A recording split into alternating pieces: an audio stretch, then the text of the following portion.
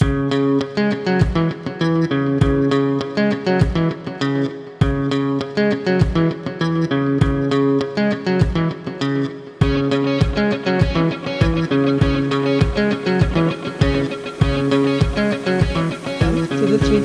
of Contrails and Cocktails. Our guest this week is Annamarie Buonocore. She is the associate publisher of InFlight USA and the co-publisher of BizAvJet's USA magazine. InFlight USA is a general aviation news magazine that has been in business for 40 years. BizAvJet's USA is a new spin-off publication that has taken the publishing firm into the world of business jets. Annamarie also brokers aircraft, consults for print publications and television advertising, and offers writing services. She enjoys writing fiction, painting, and spending time with her two multi-poos, Pericles and Sophocles. And of course, this episode is brought to you by Global Aircraft Group.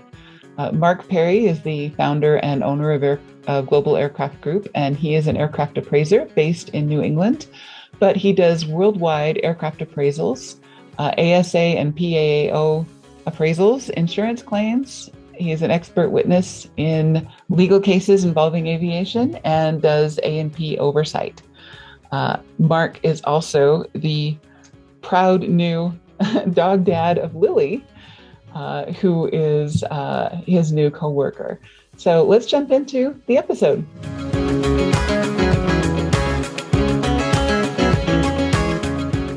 Well, welcome to this week's episode of Contrails and Cocktails. And today, I know, Mark, you met Annamarie at a book club, is that right? Or how did you guys meet? Yeah, one of your book clubs. Okay. Yes, it was through you, definitely. Okay. And then you guys ended up doing some advertising projects together and things like that? Yep, that's been wonderful. Fantastic. All right. So typically what we do in these is just kind of talk about what we all have in common, which is, a passion for aviation. And Annamarie, I know you just started flight training. So if you want to go first, if you have any fabulous stories you'd like to share about your experience with aviation, it's always fun to hear somebody just getting started. Sure. Yes. I just started my flight training, and really, I haven't had too many problems or horror stories. Sometimes I feel like certain flight schools will keep you on the simulator for too long, and it's very difficult to learn things like landing patterns or anything with dimension in a simulator or really a flight training device, because very few devices that are branded as simulators are actually simulators. They're flight training devices. Mm-hmm. And I personally found it a little difficult to learn certain landing patterns and whatnot. Most of the horror stories that I've read or heard about are not my own personal ones, but I have a writer who used to write for us and sometimes still writes for us. And he was drinking a beverage while flying, and he finished the beverage and then had to go to the bathroom very badly, and ended up using the container of the beverage to relieve himself, and then forgot that he had done just that, and a few nautical miles later consumed the contents of the container. No. So that was probably one of the funniest aviation stories I've heard in my career as an aviation editor of a publication. So yeah, that's funny. And if he's listening, he'll know who he is, but I'm not going to name any names. Well, that's fantastic. I would be so tempted to, drop a hint, but that is cool. And that is a horrible story. I will tell you that I once landed at a strange airport just so I could go to the bathroom when I was doing my cross countries and stuff. And, everybody was telling you got to stay hydrated. You got to do this, you got to do that so that you'll stay alert because your brain function and all that stuff. And so I ended up landing in Wendover, Utah, which is way out in the middle of freaking nowhere. And, I remember the lady at the, I called their approach and said, I'd like to, come in, land, park, and use your facilities. And she just laughed. Said, will you be needing any gas today, hun? And I said, no, thank you. And she just hung up on me and I didn't hear from her again. So if we weren't buying gas, she didn't want to spend any time with us, but that's cool. Those general aviation, some of the really small airports, they're manned by part-timers, and that's you get what you get. So that's cool. As my colleague Ed Down says, sometimes it's just a farmer with a tractor making a runway, and that's an airport. Mm-hmm. So that's an airport. That's the beauty of American aviation, is that we have the freedom to do that kind of thing. Absolutely. And, I can't say too much to recommend the, restroom facilities at the Wendover airport, but they did have restroom facilities. So, that was a win for me that day. But Mark, how about you? Yeah, when I was the lead tech at Bombardier, they sent me out to Long Beach. They were closing down. We had a maintenance facility at Long Beach, and then Learjet, or Bombardier bought Learjet. So they were closing the facility in Long Beach, California, and then everything was going to go to Tucson. So a lot of guys, so they sent me out there for like a week or two to help finish up, oversee whatever maintenance was left over. But anyway, a couple of the guys that I met invited me to go flying on the weekend. So one gentleman, he had a Cessna 310, twin engine. And we were going to go to Catalina Island for buffalo burgers. Oh, fun. Yeah. So anyway, we get up in the air, and I'm not a pilot, so I have flown and I have a little bit of stick time.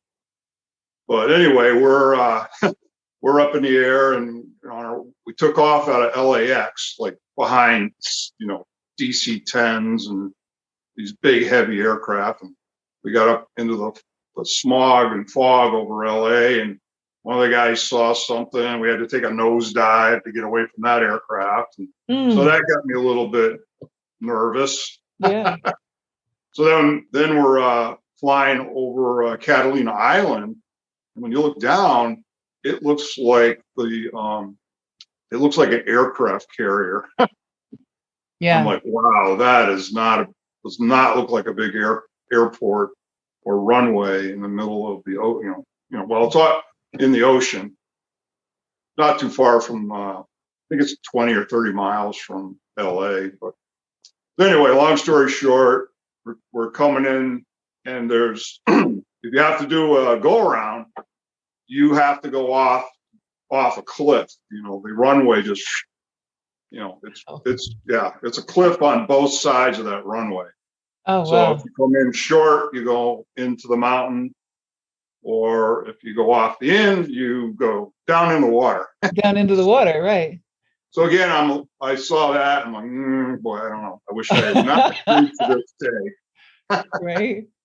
So anyway, we're landing, and I'm like, wow, we're coming in really hot, and so we're coming down.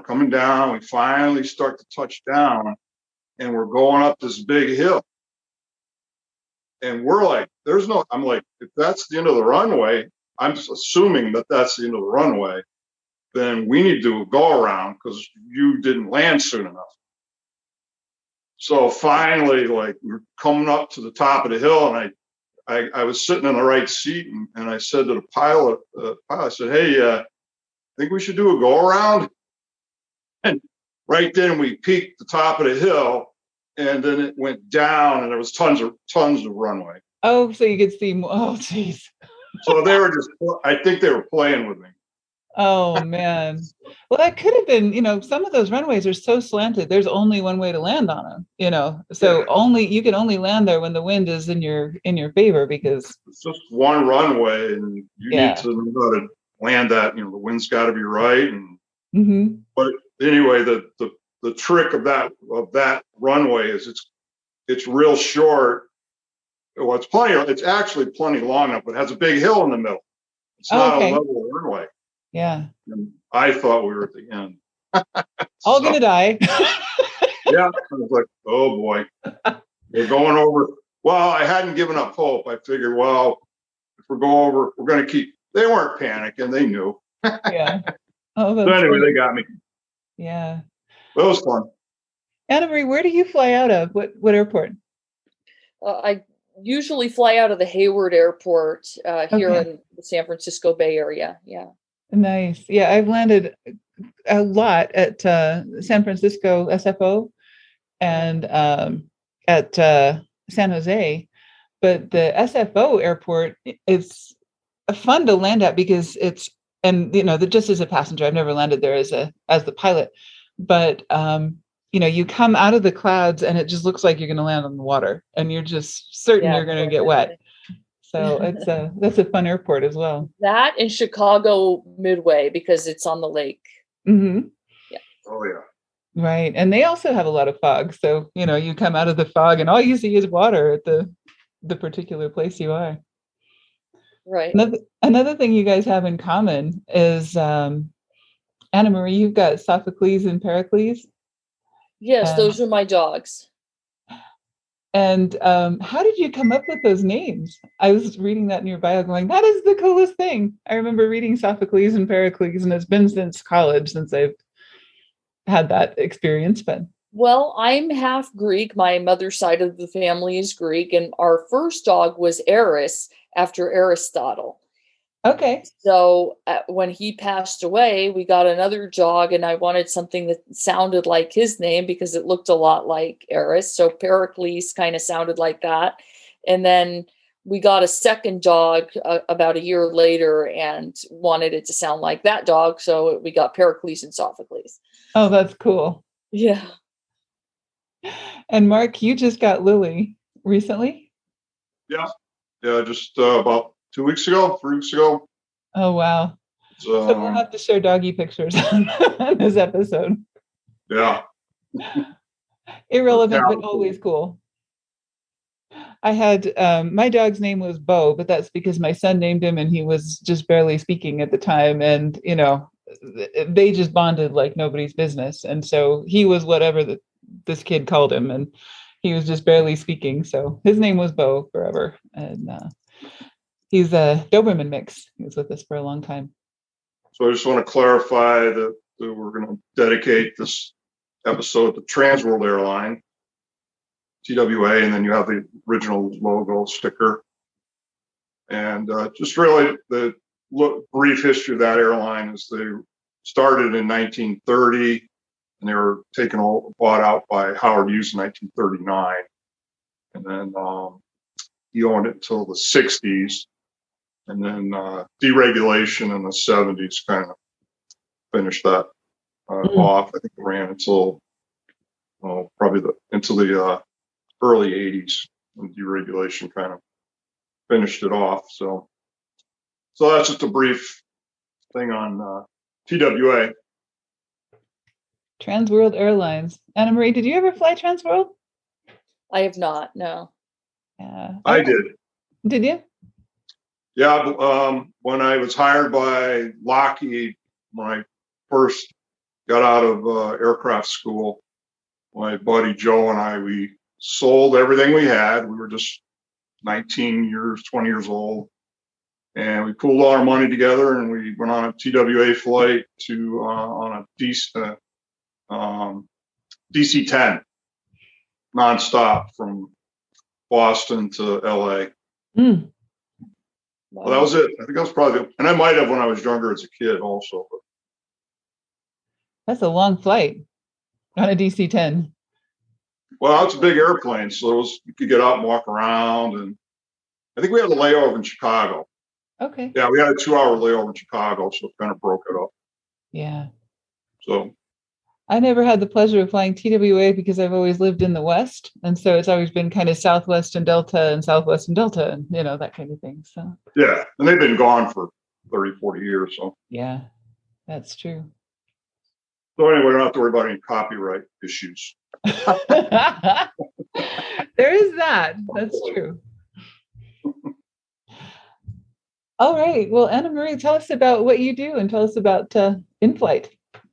Yes, I have 2 publications for the aviation community. InFlight USA is a monthly general aviation news magazine, We cover all things news related to the general aviation industry. We have a calendar of events of upcoming air shows, and we have a classified section for aircraft for sale.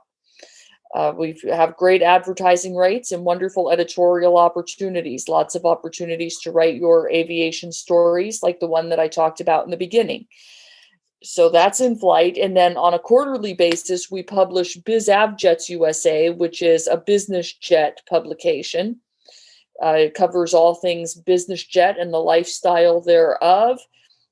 This isn't for people who are, I mean, it could be pilots, but it could also be people who own aircraft and pay pilots to fly for them. So that's kind of the difference between the two.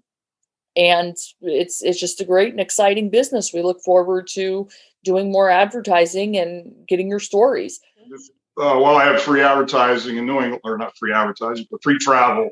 Right. I wish I had free advertising in New England. Mm-hmm. I pretty much get anywhere within an hour or two from Boston to New York. And then I just went down to Teterboro to evaluate a King Air about 2 weeks ago. That was about a 3-hour ride, but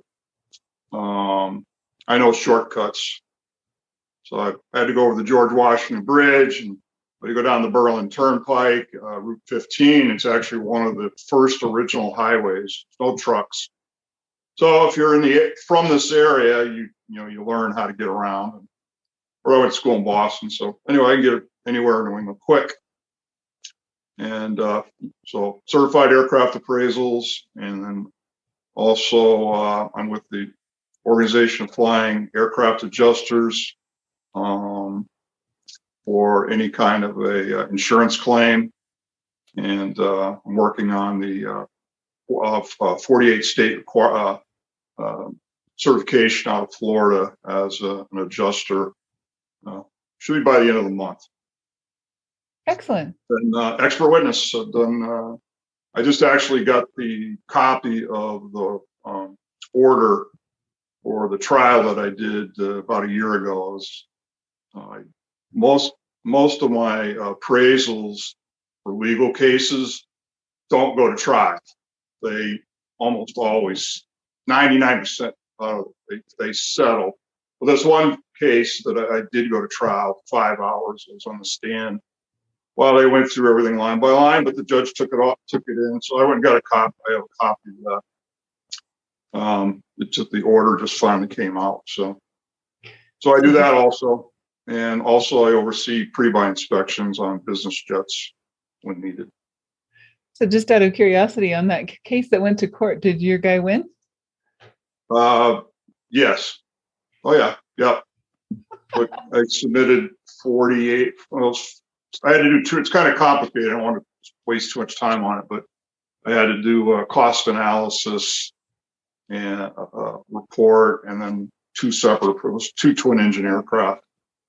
So it was two appraisals with two separate cost analysis.